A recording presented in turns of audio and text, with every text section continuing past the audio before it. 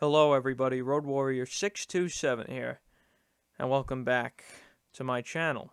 This is the most important video I've ever made.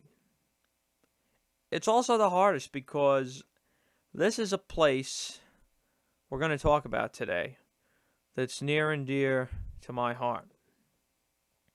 And that's beautiful Belmont Park. My favorite racetrack. The first racetrack I ever went to.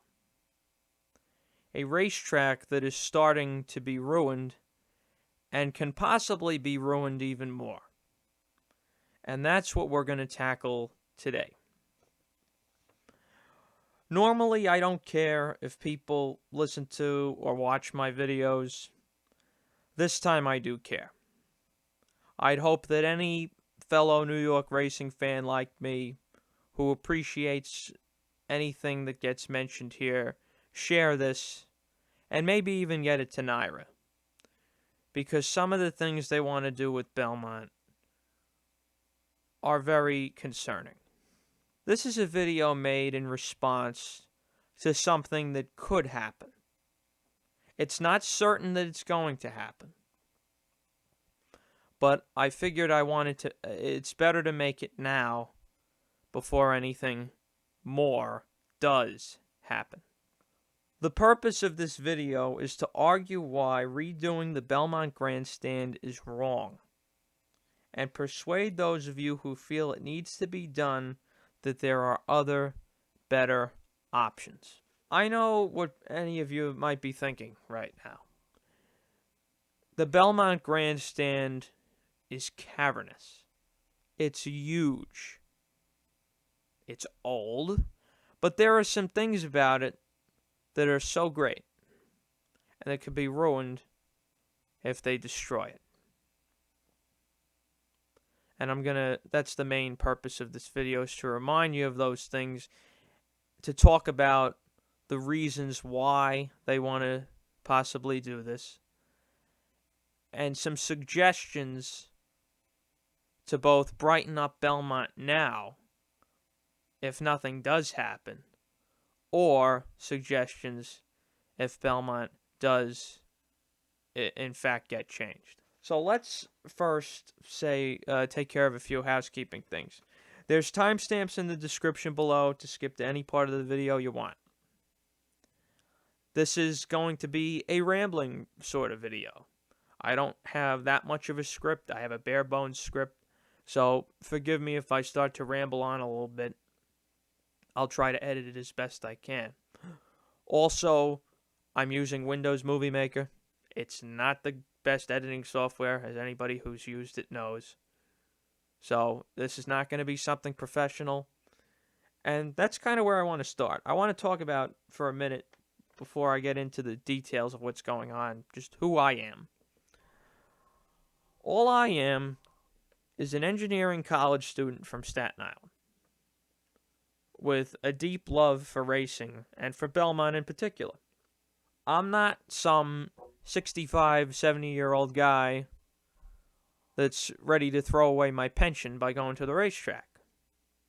First of all, that's a horrible stereotype, and second, there are more people who care about this place than I do.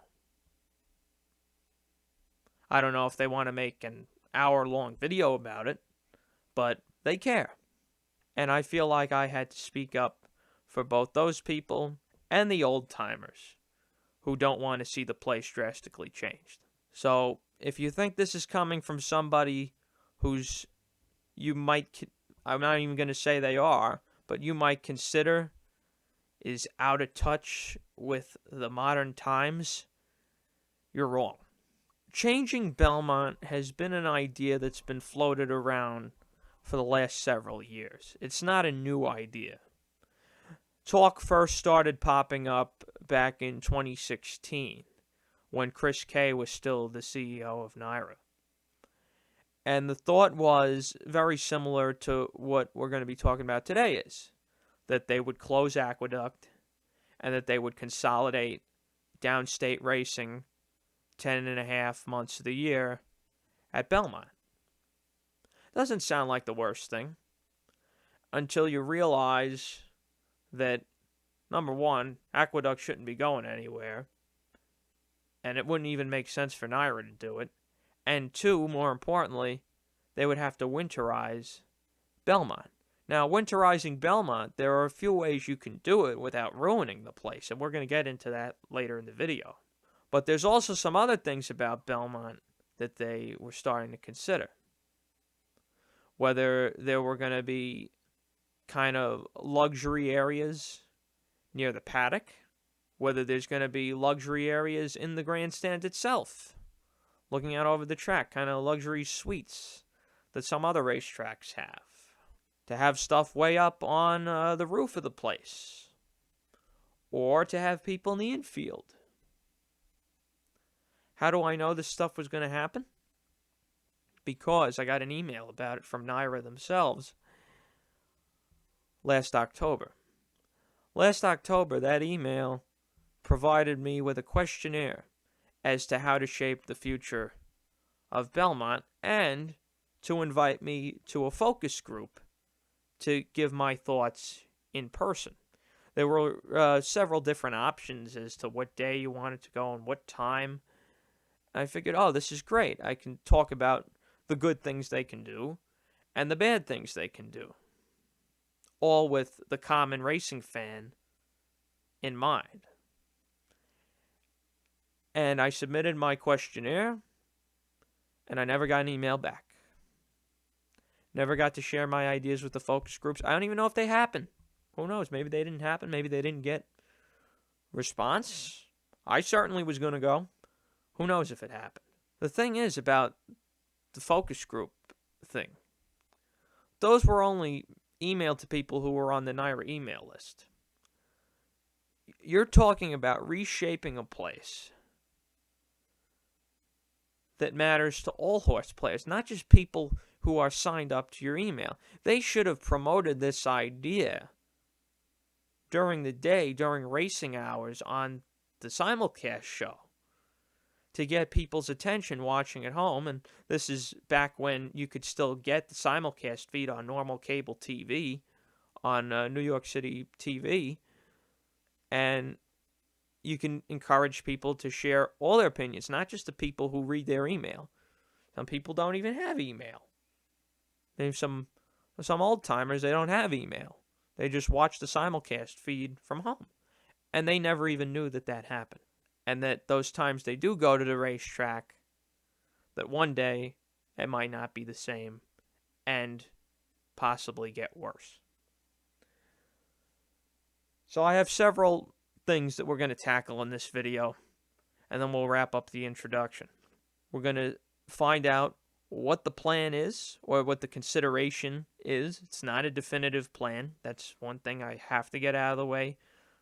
This is being made in response to an idea by NYRA CEO and President Dave O'Rourke. It is not nearly set in stone. We're going to talk about how great Belmont is now and the different reasons why it is. We're going to talk about why the main reason to move racing only over to Belmont is stupid and the repercussions that could come from it. And if that reason happens and Belmont does become the hub of all downstate racing, how they can make the place better without tearing down the grandstand. We're also going to talk about some problems with some upgrades, or so-called upgrades, that they might want to make, and suggest other upgrades. And near the end of the video, I'm going to share an editorial from a long time ago, almost 10 years ago, about what happened down at Gulfstream when they did their renovations. And then we'll sign off with the closing. I hope you guys enjoyed this video. I hope you understand where I'm coming from. And I seriously hope that if you agree with some of or all the things that I have to say, that you share this video and make our voices heard. Thank you very much. Let's begin. Okay, everybody, so let's begin by talking about the situation that's going on with Belmont right now. And before we even get into Dave Grening's DRF article and the future of Belmont as far as the grandstand, the building, is concerned, let's talk a little bit about what's already happened. And it's not good. If you've been living under a rock, you don't know that the Islanders have a new arena that's going up next to Belmont right now, west of the backyard, and it's going to be open in time for the 2021-2022 hockey season, that starting in October of this year, 2021. The state was giving the Islanders, once they won their bid, the yellow parking lot, which is the big parking lot south of Hempstead Turnpike, and they gave them the red lot, which is just to the west of the backyard. Those are the two parking lots that the state gave the Islanders to redevelop and put their arena on. But the thing is, they don't just want an arena. They also want a retail village and a 250-room hotel. And I believe that originally they were not supposed to encroach upon the grounds of the backyard. But eventually that happened. When I walked in to Belmont in the fall of 2019, I found that part of it had already been taken away. Not severely. The playground I used to play in when I was a kid was gone, and the far western side of the backyard was gone. But really just a few trees and a few TVs and benches. Those were the extent of what was taken away. So I figured if it stayed that way, it wouldn't be too bad, because there's still really plenty of room in the backyard for people to hang out, watch the races, hang out before the races, whatever you like to do in the backyard at Belmont. And then I looked at the plans for the site. I actually did a project on this for college. And it looked like the new hotel they want to put up, this 250-room hotel along Hempstead Turnpike, is going to go right into the backyard. Duck Pond looks like it's gone. And even more of the backyard that was already diminished is gone. And that's a horrible, horrible thing. This is a place that was a hangout spot for families, for young kids, and degenerates alike. Everybody, people from all walks of life, meet up in the Belmont backyard before the races, or even hang out during the races. That's the beauty of Belmont. It's got the word park in it for a reason. That's what it's made to design. So that doesn't look good. It also looks as if the parking lot, the yellow one that I usually park in, is going to turn into stores. God knows where us racetrackers are going to park now, but that's really just a minor thing. We have no control over what the state allows the Islanders to do. We have no control whatsoever. And if we did have control, which I don't think we ever had, they certainly didn't ask me. I don't know if they asked the neighborhood, if they asked the people of Elmont, and they were pretty pissed off about it from what I heard. They even made a whole Twitter account to stop the Belmont Arena from even being built. So yeah, wasn't favored by the people in the area. And I guess they just did what they want. I don't know for sure. But we really can't do anything about it. The place is already going to be ruined as it is. How do we keep it from being ruined worse? Because according to this article by Dave Grening of the DRF, an awesome racing writer, he's fantastic, that very well could happen. What happened was Dave Grening interviewed Dave O'Rourke after this pandemic-stricken year of 2020 and asked him a bunch of different questions. And the big thing is, as the headline says, the link is in the description, O'Rourke considering a rebuild of Belmont Park grandstand. When I saw this in my living room, I started screaming, no, no, no. And maybe that's what this video is. Maybe it's just me lightly screaming, no, no, no. But hopefully it's with a lot of facts, logic, and reason. Let's read a little bit of the article. Though COVID remains a factor as 2021 is about to begin, NYRA President and CEO Dave O'Rourke is hoping the organization can start mapping out its future. Among the plans is a redevelopment of Belmont Park that would include a new building O'Rourke envisions to be, quote, about a third the size of the current one, if NYRA can get approval from the state. The ultimate goal would be to consolidate downstate racing at Belmont. Well, that's not good. That's not good at all. At least in my eyes. And I hope that if you guys think it is good, you seriously consider listening further. Let me go on here. Quote, we think it's a really good project. One, we can fund it off VLTs. It'll create jobs. It also might create some other opportunities for the state with what it could free up at Aqueduct. Our anticipation is that those conversations with the state are going to pick up literally within the next few weeks. This article was published on December 28th. It is currently January 6th when this video is being uploaded. That's soon. Let's continue. NYRA has discussed redeveloping Belmont Park for the last several years, but has not presented plans to the state for approval. The options have been to refurbish the current Belmont or do a complete rebuild of the existing building. O'Rourke favors a rebuild. You're talking about a new building or a retrofit. There's a lot of challenges with a retrofit. It sounds easier. It's not necessarily easier, actually. So it also goes on to say that NYRA has not considered detailed design of the project yet. They also want to renovate the 3 courses, which is just fine. There's nothing wrong with doing that. It's probably a good idea, as much as the turf courses are good to begin with anyway.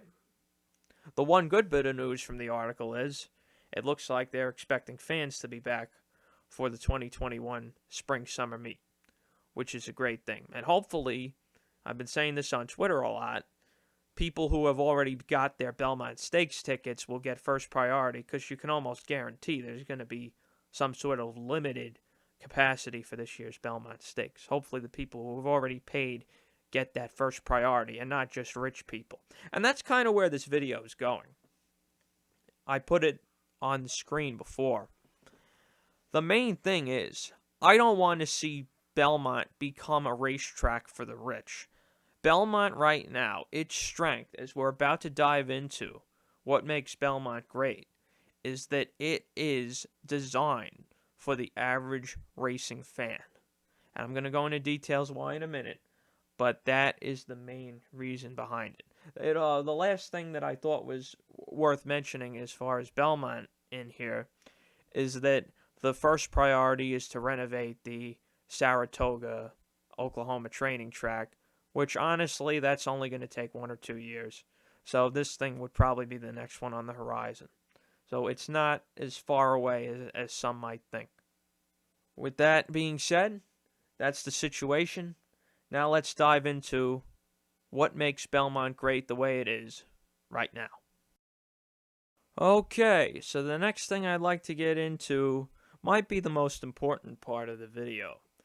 And that is, well, you're telling me that we shouldn't change Belmont much. Why shouldn't we change Belmont much? What makes it so great? Well, here's your reasons. Anybody who's been here before knows this. At least the first parts I'm telling you. Some of you might not know some of the later things. So definitely keep listening. When you walk into Belmont, you feel like you're entering a park, as I mentioned before. You have the beautiful trees in the backyard. You could sit down wherever you want. There's always a TV nearby to watch the races, no matter where you are. You walk into this kind of middle area before you get to the building itself. You can go off in a bunch of different directions, but if you go to your right, that's where the paddock is. This is the first main thing. The paddock is one of the most beautiful in racing. It's beneath luscious green trees, especially the white pine, the big white pine there in the middle, along with the Secretariat statue. And you can go down into that paddock observation area, and it's just tremendous. Now, one of those things that I mentioned earlier, just think if they put luxury areas near the paddock, what that would mean. They were even considering making luxury suites overlooking the paddock in those emails that in the questionnaire that they sent me, excuse me. It's so open, and it's open to any racing fan. Even on Belmont Stakes Day, anybody can go into the viewing area of the paddock. And that's what people gather there to do. They gather there to see the horses in the biggest races, especially when there's a Triple Crown on the line. If you're there 2 hours before the Belmont Stakes, you're not going to get in because so many people have already crowded. That's the way it's supposed to be. First come, first serve. Let the common man and woman have their spot. That's not as close as you can get to the horses, though. You can get closer when they walk out. If you know Belmont, it's pretty much like a normal racetrack. There's a grandstand when you're facing the track on the left of the finish line, and the clubhouse is on the right. And this more or less goes along the same as the horse path. And on the first floor, it's the absolute division between the grandstand and the clubhouse. And the horses, they block off before every race the walk across from the grandstand to the clubhouse, and that's where the horses come through that tunnel. And every single horse that's raced at Belmont since 1968, when it reopened, has gone through that tunnel. So that means after the race, you can walk back and forth from the grandstand to the clubhouse right where all those great champions have walked. It's very, and even when they close it off right before the race, you're right next to them. You're right next to them as they walk out. I was right next to Songbird, to Diversify, to Channel Maker, to Midnight Bijou, to Monomoy Girl. All these really, really good horses of late. I got to be next to them because of how close you can get on the walk out. But that compares nothing to where they come out outside. You're maybe even a little further away, but when you're outside, it's just better. It's right before they come onto the track. The call to the post is playing in the background. We miss you, Sam the Bugler, by the way. And that's where you can get some awesome pictures. I'm showing a few of those right now of some horses that I've seen just over the past couple of years. Really is a great thing. So why am I sharing this? So do you think that this might be taken away? Why would they take this away if they rebuilt Belmont? Well, I don't know if they're going to, but testimony from someone who wrote an editorial about what went down at Gulfstream, apparently that did happen down there. So it's just a word of warning. Now let's get to the building itself, which absolutely will be changed if they knock it down and put up a new building. The greatest thing about Belmont's grandstand, the way it is now, is the tremendous variety of seating locations. You have 3 levels you can sit on. You can sit on the second floor. Obviously, you could be in the apron. That's where most people hang out, on the first floor. And they don't even realize the great views that you can get on the second floor, third floor, and even above the third floor upper tier. And they just don't come up. And they're wasting their opportunity to see these races run from an incredible vantage point.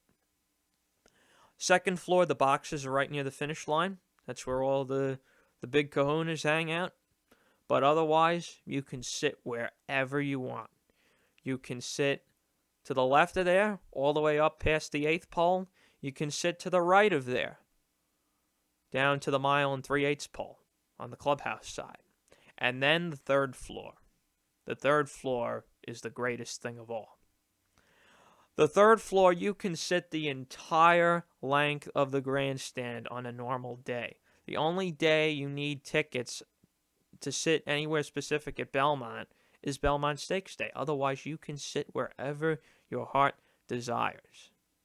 And while you can sit anywhere on the third floor, you can sit right on the finish line. It is the most tremendous vantage point from any sporting venue I've been to, and I'd argue that it's the best vantage point of any sporting venue that you could possibly imagine. On the finish line, could see all 3 courses, no obstructions. Remember, there's nobody allowed in the infield, and to me, that's a good thing.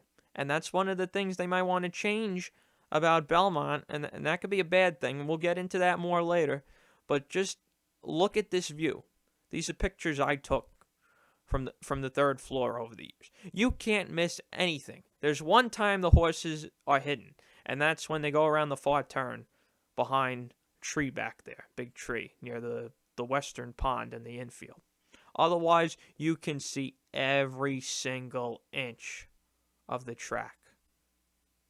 No questions asked. That is what the common horse racing fan wants to be able to have. A great place to watch the races for no more money than they already pay to get in. That is the beauty of Belmont.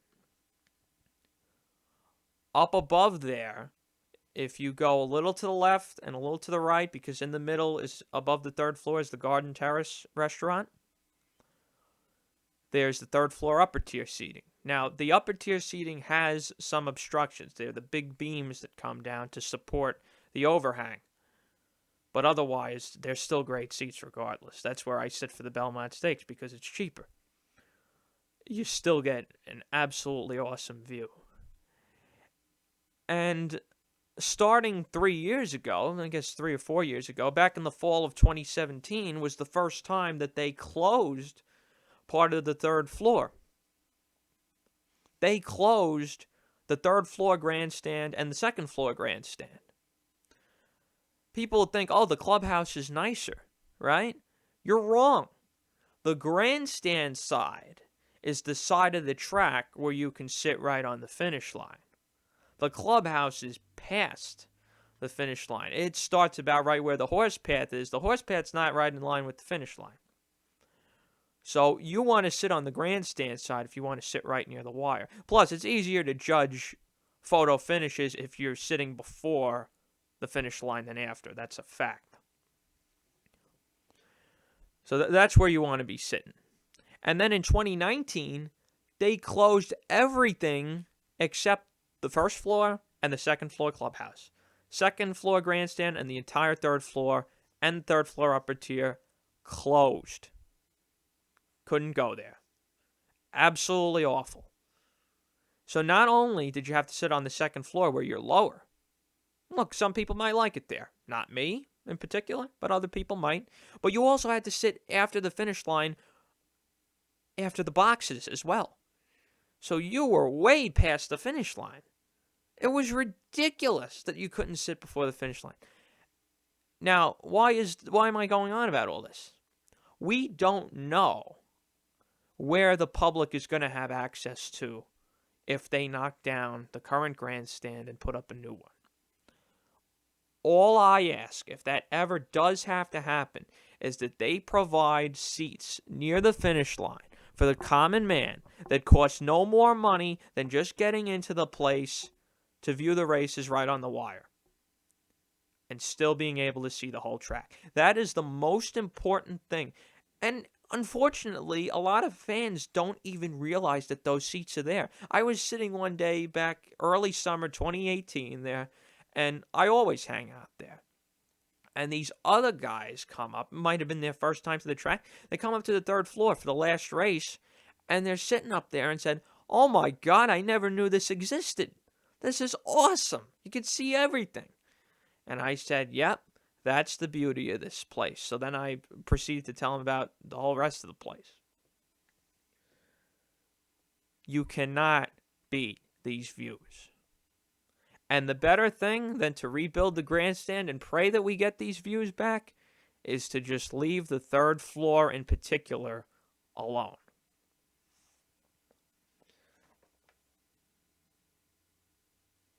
Another good thing about the Belmont grandstand the way it is now, and people might think I'm crazy, is the size. The size of Belmont plays to its advantage.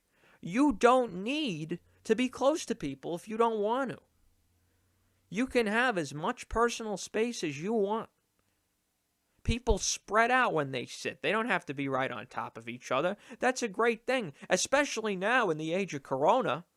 When the racetrack opens back up, you don't want to be right next to people. And while this project is going to take years, let's say something like that happens again. Or people just don't want to sit close to each other because they get paranoid from the coronavirus. Being able to space out at a sporting venue is not something that you usually get to do, and that's a great thing. Some might argue that Belmont has too much space. Okay, but there is one day a year where you need that space, and that's Belmont Stakes Day. If you build a grandstand that's a third of the size of the current one, you are not having 90,000 people there. And you are not sitting 32,000 in reserved seats like you are now. That is going to lose NYRA a lot of money every year. The Belmont Stakes is their cash cow besides Saratoga. It would not be good for them. I will mention a few things about the Belmont grandstand that I do think should be improved as well, because I want to give both sides. The lighting is honestly depressing. The first floor, it's a little brighter. But the second floor and the third floor, the lighting is tremendously old, and it's not bright. Kind of gloomy, actually. Thing is, I really don't care, but other people might. Also, the decor.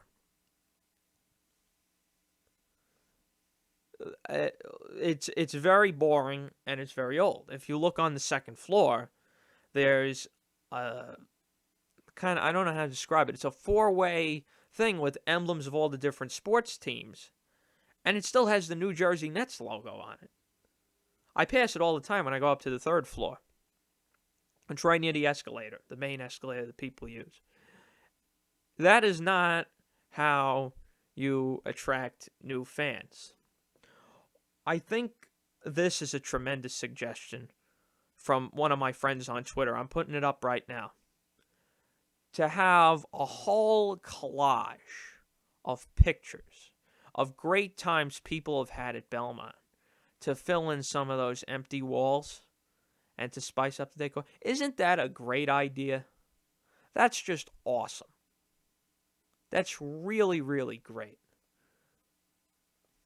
And if anybody has any other suggestions of how to brighten up the place, don't tell me, tell NYRA. Tell them what they can do to save this place. But above all the reasons I told you about the seats, about the paddock, about the horse path, the greatest thing about Belmont is the regular person can go anywhere he or she wants without limitation. You can sit on any floor. You could sit before or after the finish line. You can hang out near the TVs. You can hang out in the bar. That's awesome. New York racing fans, and we're going to get into this more in depth later, do not want to pay for a luxury area to watch the races. And if NYRA thinks that they're going to make money selling those kinds of things to regular people, they are shit out of luck. No way that people are going to pay. Maybe on Maybe to treat your mom on Mother's Day, to treat your dad on Father's Day. He probably wouldn't even want it. I don't know that for sure, but chances are he just wants to hang out at the track. The only 2 days you're going to be using those things extensively are Belmont Stakes Day, and if NYRA gets the Breeders' Cup, which they should have gotten plenty of times since 2005, which is the last time they got it. People want to be able to watch the race without obstruction, bet the race without hassle, and to be able to see the horses up close. Not only do you get to see the horses up close, you get to see the jockeys, you get to see the trainers, you get to get autographs, you get to ask questions, you get to congratulate them in the winner's circle, you get to boo them if you're not happy, which some people might think, oh, you shouldn't boo. That is a sports fan's right to boo if they don't agree with something, especially if the stewards make a bad decision. It is every racing fan's right to boo, and that should never be hampered. Never. You as a sports fan or as a racing fan have a right to say when you're dissatisfied with something, just like I'm doing in this video right now. And that is something that if they make the place smaller, everybody's going to hear that. Hell, you might get thrown out. Belmont, the place is so big, you say that, a few people are going to hear you and say, yeah, but you're not going to get thrown out. You should be able to say what you want to say, just like I'm saying right now. And normally, that doesn't get you in trouble. But if the place becomes a smaller racetrack for the elite, maybe they don't want to hear that from a normal person. The main thing is we don't want to get treated like dirt. We want to get treated like a horse player. All horse players should get treated the same. Whether you make $1 million a year or you make 40 grand a year. Doesn't matter. And that is what Belmont allows us to have. Next, we'll be moving on to the stupid reason behind this even wants to be done in the first place. All right, everybody, so let's continue on here, and we've got reasons why moving the racing from Aqueduct to Belmont in the winter is a bad idea to begin with. So, number one, Aqueduct is already designed for winter racing. It's got the heat, it's got the limestone base main track, used to be the inner track that was the winter track, but now they made it the main track. Three years ago they did it. That way they can run a more greater variety of distances. And that was an insanely important and hard capital project that they had to do. So let's say the new Belmont opens in 7 years. We'll just make it an estimate. You could do the math however you like. It's been 3. You're telling me that track would have only lasted 10 years. It's ridiculous. As far as I know, NYRA has to operate Aqueduct, Belmont, and Saratoga through at least 2033. They have the exclusive rights to that. Why would you not take Aqueduct as far as you can while you have it? Doesn't seem like there's no reason really to give it up. It really is a perfect winter venue. You don't need a backyard for winter racing. At Belmont, you'd have, I guess, still a little bit of backyard, but nobody's going to be out there because it's so cold. Aqueduct is already set up perfectly for winter racing. Whether you like it or not is a different story. I don't like the place that much. They definitely did spice it up. They made it look nicer. They repainted it, and they made it nicer inside. But the outside seats, they still need to be worked on a lot. But once they fix that, it could be a pretty nice place. And I would suggest that they improve Aqueduct just as they should improve Belmont by making some minor renovations. Also, you get rid of Aqueduct. First, you got to run an Aqueduct for a while you build the new grandstand at Belmont. That took 4 or 5 years back in the 60s to build a new grandstand. The one's going to be a third of the size, let's say the new one. It's a third of the time. That's still 1 or 2 years. You're going to have to run the Belmont Stakes at Aqueduct, unless you do it up at Saratoga in June, which I guess they can. But you're going to have to run all the other stuff at Aqueduct, and that's going to limit the size of the crowd. Because Aqueduct's just not big anymore. It just doesn't have a lot of seats. If that's the number of seats that they want for the new Belmont, they are out of their minds. Because more people come to Belmont than Aqueduct. It might not feel that way. But because Belmont's so huge, it doesn't feel like it. There are more people that come out in the summer than in the winter. Don't think the opposite. Also, this is the thing that bothered me the most. And it's early on in this article from Dave Grening when he's talking to Dave O'Rourke. And I believe I said it already in the second part of the video. It also might create some other opportunities for the state with what it could free up at Aqueduct. Listen, NYRA. You want to do a favor to New York State after they've screwed you for the last 8 years? Are you kidding? First, they put you under state control. Then they were reluctant to give it back to you. And then they ruined the backyard at Belmont. And then they didn't let you have fans this year, even though people could go back to casinos. Even now, with the incredible spike of corona lately because of Thanksgiving and Christmas, and it's probably going to even get worse, the casinos are still open, but the racetracks have never been open. Even though the racetracks, you largely sit outside, especially at Belmont. It's ridiculous how much the state has not catered to horse racing. Over in New Jersey, Phil Murphy took the opportunity to open Monmouth as soon as he could. That's the only time I went to the track last year in 2020 was on July 17th at Monmouth. They took the opportunity to help the horse racing fans and to help the racetracks.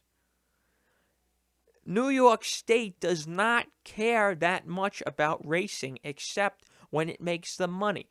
Belmont Stakes Day and maybe a little Saratoga. Otherwise, forget it. Try and find me evidence that they care besides as a money generator.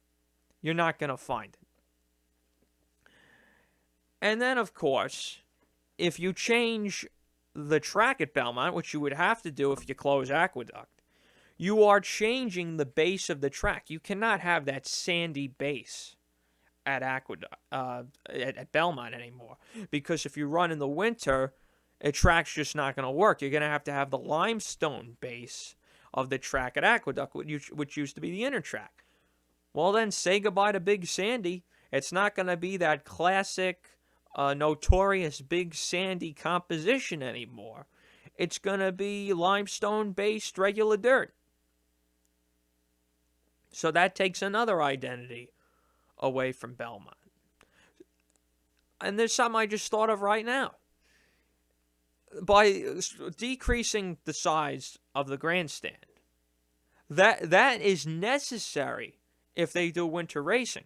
Because right now, Belmont, the way it's situated, it faces north. It always has. The grandstand, you sit, you face north. The shadows in the fall, you already start to notice them when the sun gets lower in the sky. Those shadows get more pronounced as the fall goes on until you come to the winter. And you're going to have a situation where the entire main track in the stretch is not going to get sunlight. It's not going to dry out after rain or snow. Aqueduct faces east. It doesn't have that problem until late in the afternoon. The sun can shine down on it all day. Even if they decrease the size of the grandstand, I'm sure you could figure this out through geometry and what altitude the sun is at during the day I think it's something like 17 to 19 degrees on the winter solstice. You could figure out how short the new building would have to be to prevent shadows. But chances are, the way it's situated, it's going to have to be tall in some respect, the new building. It's going to block the sunlight. It's probably still will. Maybe not for as long, but you're still going to have a period of time where that's going to happen. So it's a lose-lose situation. You're not making it any better. You would ruin the inside of Belmont by winterizing it. That's the first bad thing. The second bad thing is that it's just not as practical as they think. There are more hiccups that come along with it. And why would you, if it ain't broke, don't fix it? The worst thing about Aqueduct is the customer experience. That the seats are dirty. There's cigarette butts all over the place. That's the problem you need to fix at Aqueduct. There's nothing else wrong. And just going back to that other thing, why would you want to give New York State anything after they've given you nothing but trouble? I wouldn't. No way. So that's why moving winter racing from Aqueduct is a bad idea to begin with. Now, let's say that it does happen. Winter racing moves from Aqueduct to Belmont, and Belmont has to be winterized. How can we winterize Belmont without ruining the place? Well, I thought of a few ways, and we'll get into that next, right now. Okay, so a little bit of a short section here. These are the ways in which Belmont can be winterized, but still not have the current grandstand destroyed. Let's dive into that now. You can winterize the first and second floors by doing a couple of pretty simple things. The first floor clubhouse, the second floor clubhouse, and actually the third floor clubhouse, the entire clubhouse is indoors. There's doors that go outside. The second floor grandstand past the 16th pole to the top of the stretch, and the entire third floor grandstand is open. So, here's what they can do. They could put heat on the entire first floor, they could put heat on the second floor up to the 16th pole, and they could put heat in the third floor clubhouse. There'd be no problems with that. Maybe put a little more insulation on the doors to trap the cold air from coming in. But they can definitely do that. Pretty easy. And there's so much room near the ceiling, they could just put all the heating equipment up there. Nobody really cares what they're looking at near the ceiling. And as far as seating is concerned, think about the second floor at Belmont if you've ever been there. The second floor is unique because it has a low ceiling. Right above it is the third floor. What you could do is you could put a panel of glass between the indoor area, the future indoor area, and those outdoor seats that still remain up to the point where the third floor stops overhead. Because it's not that tall. So in other words, let's say, I'm just making this up, maybe there's 7 rows of seats that go down until the third floor overhang stops and it's open again on the second floor seats. Put the divider, the glass divider, right at the end, coming down from the edge of those third floor seats. Enclose the seats behind, but leave the seats in front open outside. So people in the winter have the option of whether they want to stay inside or they want to go outside. This is assuming that Belmont is winterized and is running winter racing. As I mentioned, there's already the problem with the sun. But it's just another suggestion. If they want to enclose something, this is what they can do. They're always going to have the sun problem. The properties of the earth are not going to change anytime soon, as we all know. But that seems like the best idea. And the third floor should remain absolutely intact for everybody. Belmont will always be known as a spring, early summer, and fall track, and it should stay that way. And people should be able to take in the great views outside, upstairs. I mentioned earlier in this video that there are several ideas going around as to kind of renovate the place in terms of more luxury areas. There's also the thought of opening the infield to people. And it wasn't mentioned in this article here, in the Daily Racing Form article, but there's always been talk of maybe doing night racing at Belmont. We're going to get into that stuff right now and the pros and especially the cons of all those things. So we've reached the penultimate main part of the video, and this is where I'd like to talk about some things, some ideas that have been floated around about Belmont and how these upgrades, kind of with air quotes there, would actually maybe even detract from the racing fans' experience. Specifically with luxury suites or luxury areas, people being allowed in the infield, and lighting. Not lighting inside of the grandstand, but putting lights out on the track and running at night. Here are the problems that could arise. I get it. Belmont has already lost backyard space. They've probably lost more space than I even know about. And it's very sad. It's horrible.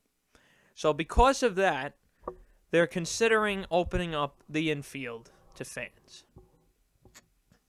What would they put in the infield? I don't know.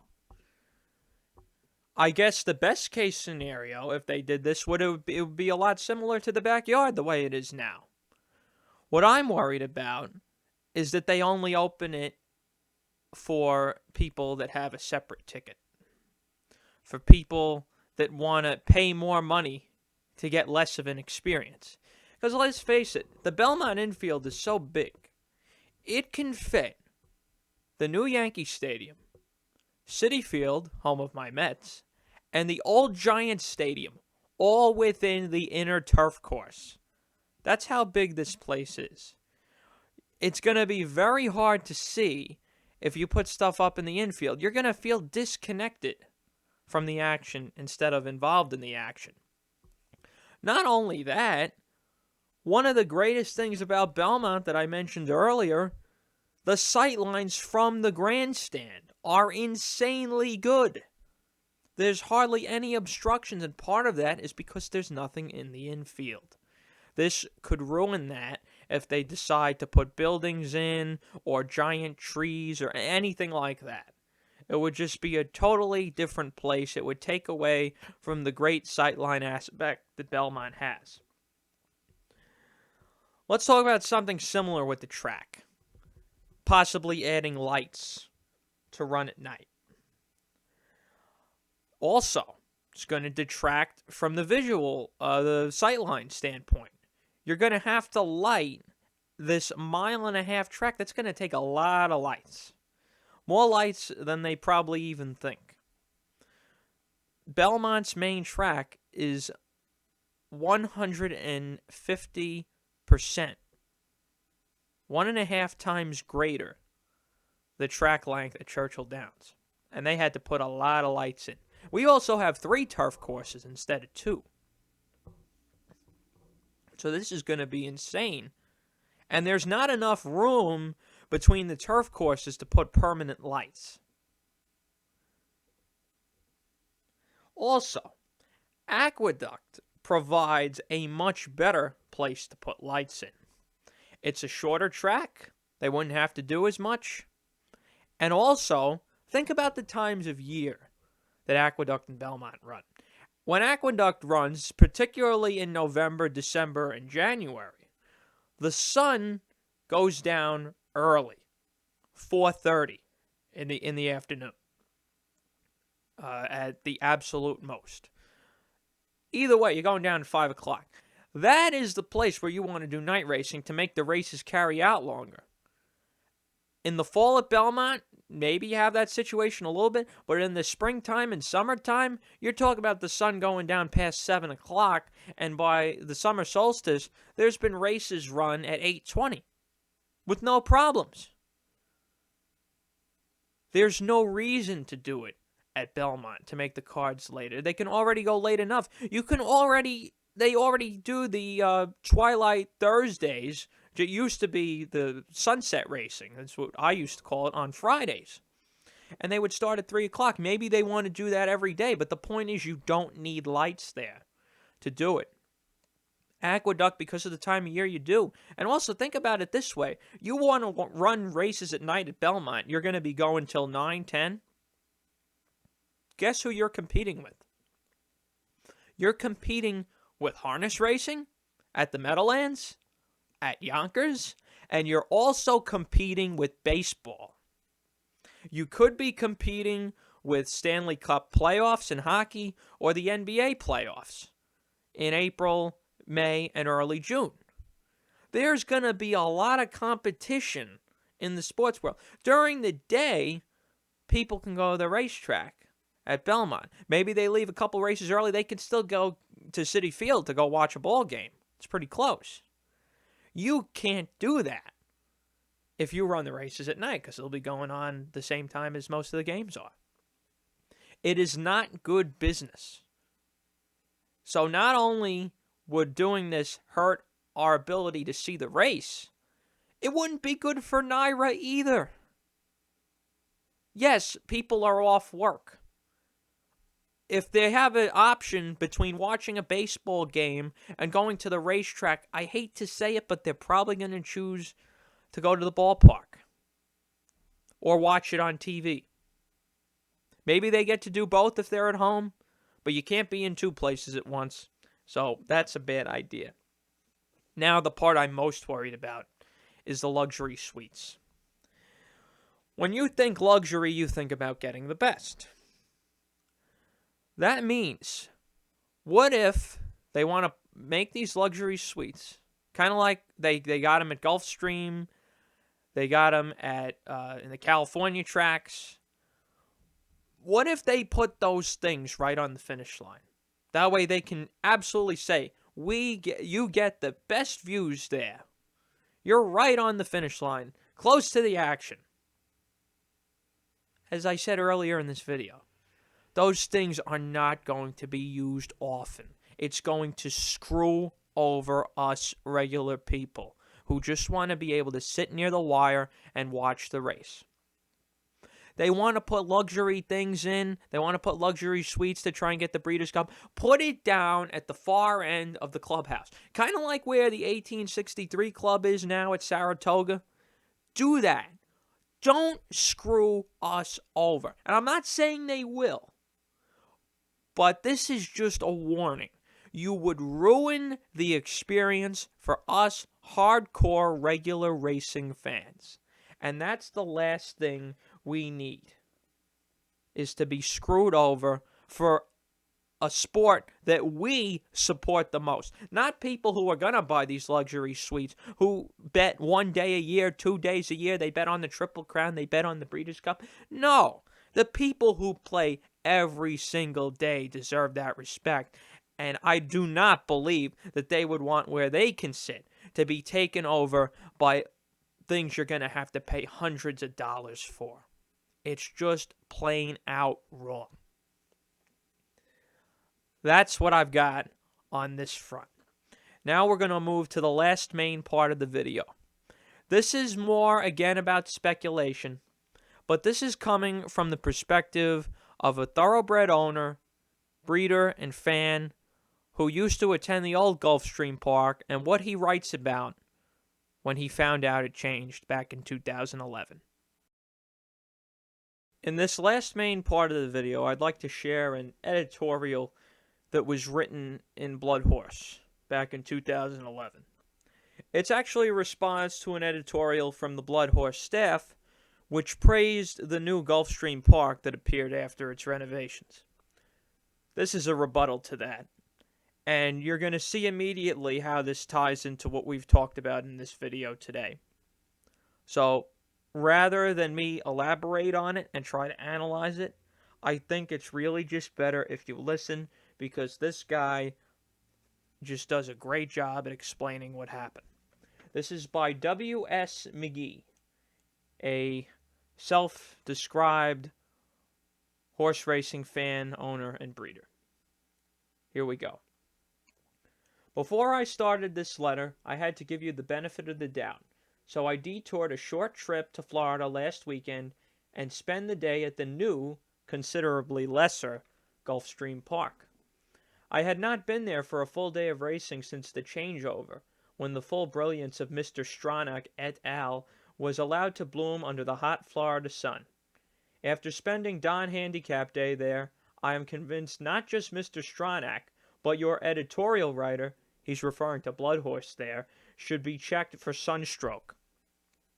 Now this comes from a horse owner, breeder, fan who loved the old version of Gulfstream Park.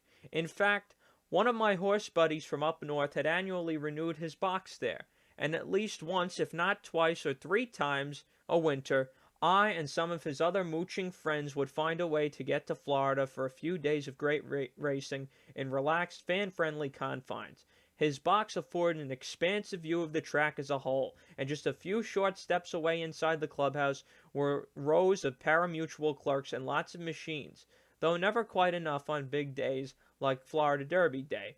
Good hand-served ice cream, and a view out the back windows to the paddock. We froze on occasion, sweltered on others, but we always sat outside in the fresh air and enjoyed the place and moment thoroughly.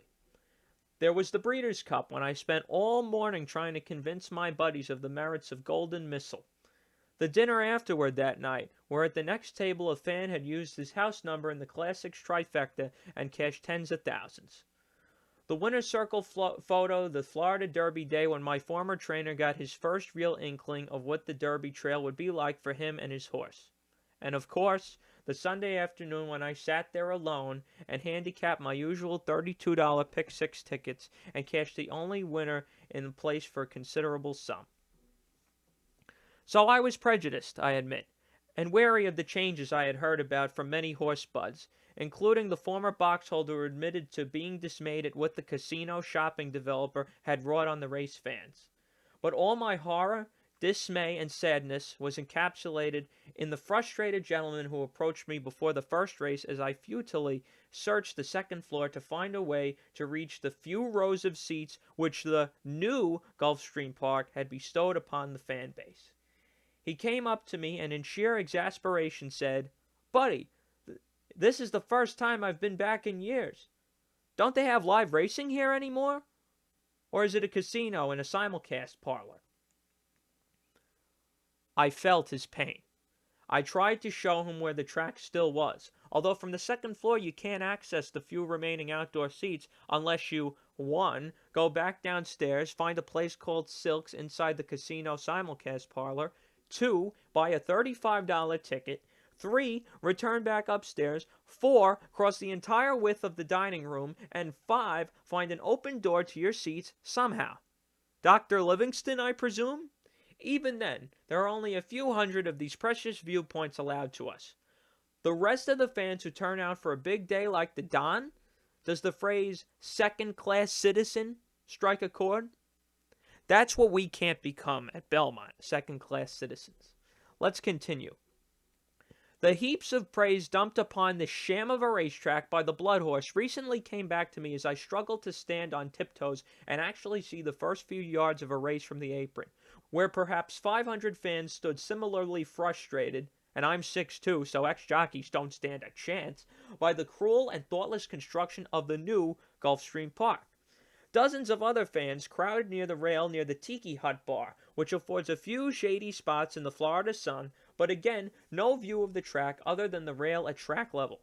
And the rest of the crowd? They were jammed inside in overheated, overcrowded simulcast areas in the dark, or hovered out by the paddock where the kindness of strangers had actually constructed a few rows of stadium-type seats around the paddock, so that the horses could be viewed as they walked from their indoor saddling enclosure to the track. A lucky fan who was not answering nature's call or placing a bet, who would ever think of that, At that exact moment, when the equines paraded lavishly for a minute or two before their stunned eyes might actually see a horse and a jockey. What fun! For about 30 seconds, that is. Then the crowd in the paddock would look up to the TV screens and watch the races electronically, while some 200 feet away the actual race took place. But of course, there was no way to see it. This isn't Belmont Park in the winter, or Laurel Park in a blizzard. It's Gulfstream in the winter sun, and yet the real racing fan and the handicapper can't begin to comprehend the mess this once proud racetrack has become under the guise of misplaced newness. I have no idea where your writer might have spent his day, but all I saw Saturday were hundreds of horse players stumbling around, looking lost, unable to see the races live, rarely able to spot a horse, in fact, amidst the granite and marble splendors, supposedly, I guess, designed to emulate a Vegas casino, but with none of the warmth.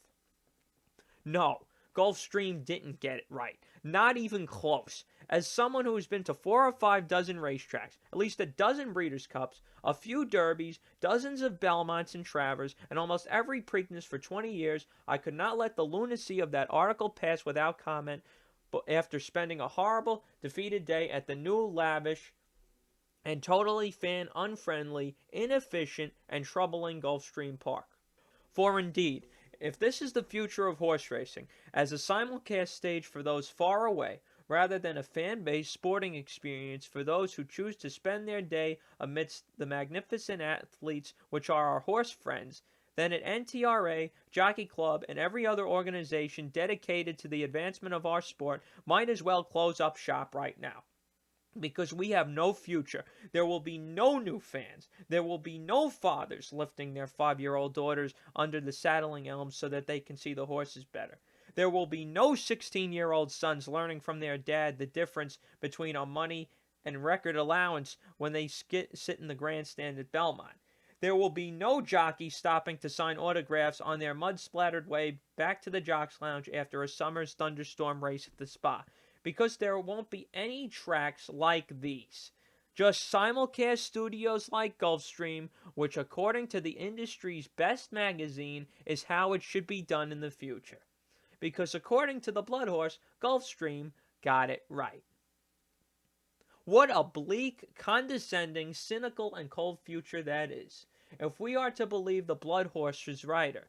But I just spent the better part of a day of my life not in the glorious relaxed winter sun at a Florida palace of racing, but at a marble and granite enclosed television studio which treats the real fans like so many troubling ants at a picnic, and from down here amidst the sweating crowded throngs, we can just cast our eyes toward the heavens and wonder who in the world decided this is the wave of the future.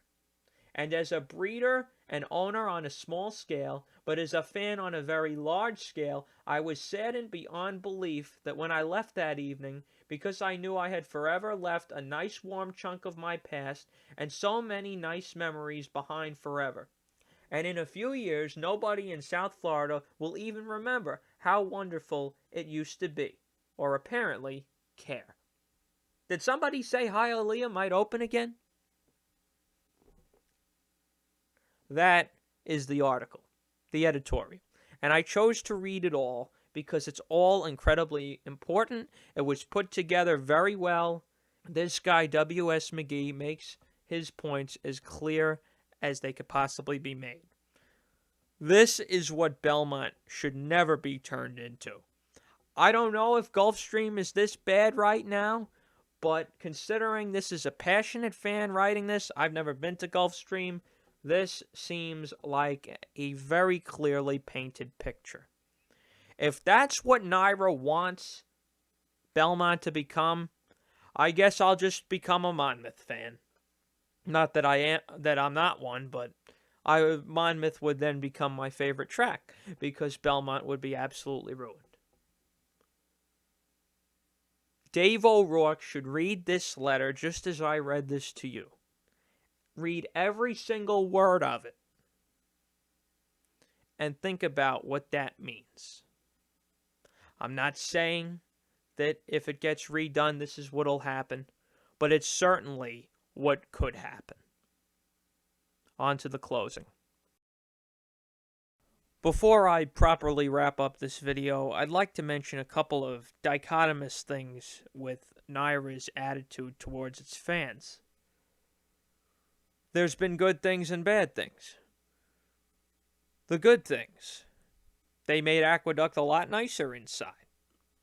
That's great. Where all the hardcores go to Aqueduct. For the first time this year, they were going to let people go wherever they wanted on Belmont Stakes Day. In 2020, where the Belmont was not open to fans and it was shortened, that whole catastrophe, they were going to let fans go back and forth between the grandstand and the clubhouse, which they hadn't allowed before. That's a great thing, and the more freedom the fans can have, that's what matters. That's the kind of thinking cap NYRA has to have for the future of Belmont. They need to make sure that the fans can go anywhere and be able to see everything they want.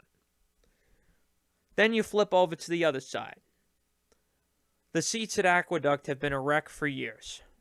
At Belmont, they closed parts of the building in the fall of 2017 and the fall of 2019. They certainly don't seem eager to get fans back to the racetrack, much as we could blame New York State for that most of all, but I haven't really seen anything until the DRF article came out about NYRA hoping to get fans back. All I got that from were the TV hosts. They never seemed too eager. I didn't see them fight the state at all. They should have been publicly doing that, trying to get us back when the casinos were opened back up. And it just wasn't fair to us. And at Saratoga, charging tons and tons of money for just regular reserved seats. You're going to a place to gamble. You're going to a place where the place is already against you. The minimum takeout is 15% for the pick 5. You are going to give them money one way or another. They are going to get money. You shouldn't get charged an arm and a leg just to sit somewhere. That is the main thing. And that place you get to sit should be damn nice too. Belmont Park, to us New York racing fans down here in the city, people might consider Aqueduct their home. To me, Belmont's my home. Belmont's our home. Don't destroy our home. Thank you all very much for watching. I hope you enjoyed it, and I hope something very good comes out of this. Next, this coming weekend, we will be debuting a new show here on the channel called One Turn Route, where I'm going to interview some of my buddies and give insight into their racing lives, how they got involved in horse racing, how they follow it, what's their favorite type of bets, and all that kind of stuff. I mentioned it back in the channel intro in the beginning of the year, so I think it should be fun. It'll be a very informal thing. And we're not going to talk actual races on there that are upcoming. We already do previews for that here.